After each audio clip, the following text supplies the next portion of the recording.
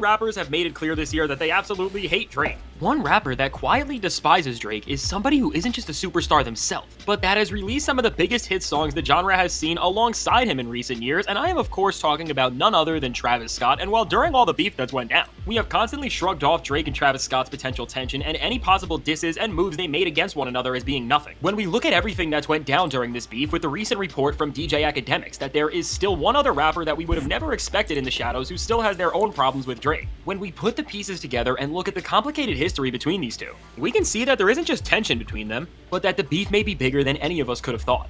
Now, while Drake and Travis Scott not being as friendly as we have thought may seem shocking at first glance because of what seems like their constant support of one another and the way they have made so many hit songs together, when we look beyond their biggest moments, you start to see that things get more complicated than that. But when it comes to understanding this, we don't need to look any further to figure out where they stand right now than the timeline of this most recent all-out beef in rap music, which, while we are going to remember in the history books for what Kendrick Lamar pulled off, was still all initiated by Future and Metro Boomin with their album that was designed in its very nature to position some of the biggest stars in the rap game against Drake, We Don't Trust You. And with this project, from Kendrick Lamar to Rick Ross, these artists came into this album to not just call out Drake like Kendrick did, but also stand alongside their fellow industry heavyweights and show the world that Drake may not be the guy we have thought he is, and featured on this album right alongside rappers who have released full-on diss tracks about Drake, and at that, who was featured not once but twice on the album was Travis Scott. And while if this was all the evidence out there, this would not be enough to determine that things between Travis and Drake have went sour. When we go back to the night of March 17th at Rolling Loud, California, what went down on the main stage that night tells us everything that we need to know.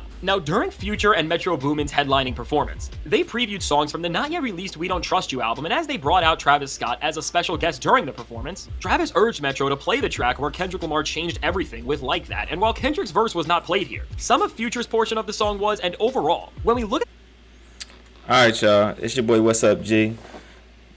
Do me a favor, take a second and drop a like, drop a subscribe button. We running it up to 10K. This video right here is why Travis Scott secretly hates Drake. When it came out that Drake had a secret hater, the first person I thought of was passive-aggressive Travis Scott. He has the type of mentality like where he's not going to be direct, because I don't think he's just that. He has that Metro Boomin type of persona. You get what I'm saying? Where it's not really direct.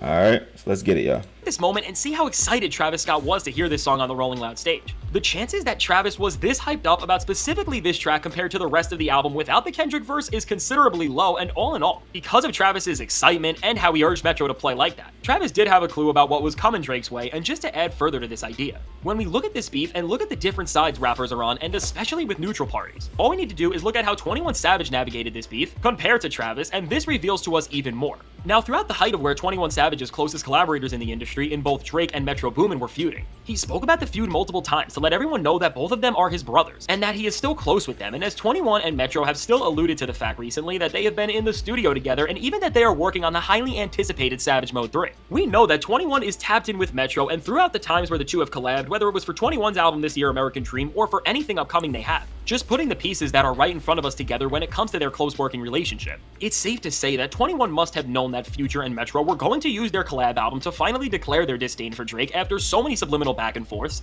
And this is why, for the first time on a major Metro project in years, 21 didn't want to appear on the album, because he knew that he would have gotten roped into the center of all the beef, which makes sense when you consider that he is actually friends with both Drake and Metro. So when we look at this from Travis Scott's perspective, when you see how he was more excited than anyone else on stage to have the song where Kendrick Lamar full-on diss Drake play at Rolling Loud, and see how he actively made a choice to appear on this album himself not once but twice, we can figure out that he was in the studio with Future and Metro and didn't just work on songs for the album with them, but knew what the entire project or its biggest moments were going to be about on some level. And now when we go to Drake's first diss track, Push-Ups, while we all recognize the shots Drake threw out to Kendrick, Future, Metro, The Weeknd, and Rick Ross on this track, I think we all missed out on the potential that Drake could have been throwing a shot to Travis Scott in honestly one of the craziest double entendres Drake has ever said with the bars, "Rolling Loud stage, y'all were turned, that was slick. It'll probably change if your BMs start to kiss and tell." And now with this line, on the surface, Drake is definitely calling out Future and wanted us to think this, as the whole kiss and tell part of the bar references the mother of one of Future's kids in Sierra and her 2015 hit song of the same name. But when you look at this line further in context of what went down on that Rolling Loud stage, it seems to be really more about Travis Scott, as first off, Travis was the one who was most excited about playing this song, and this moment really did go as viral as it did because of his high energy about it all. And while from a lyrical craftsmanship perspective, this bar is made to throw us off guard and think that it is written to throw shade at Future, in actuality, it seems to be targeted much more to Travis, as Drake actually had a history with the mother of Travis's kid in, of course, Kylie Jenner years ago. And while we don't know the full extent of this relationship, what we do know is that they were hanging out together for a period of time. Yeah, they was kicking it a lot. With Future's ex Sierra.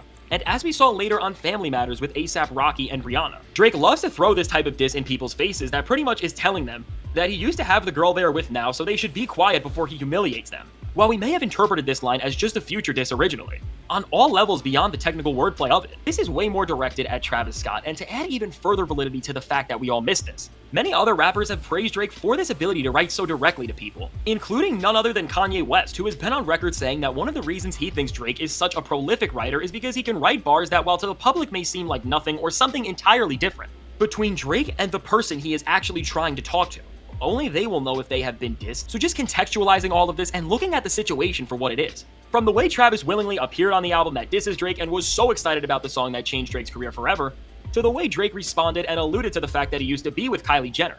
To dispute all of this as nothing would be ridiculous. And although there are definitely still some questions about the full-on state of these tensions as on push-ups, Drake also did say that Travis is in the big three over Kendrick Lamar.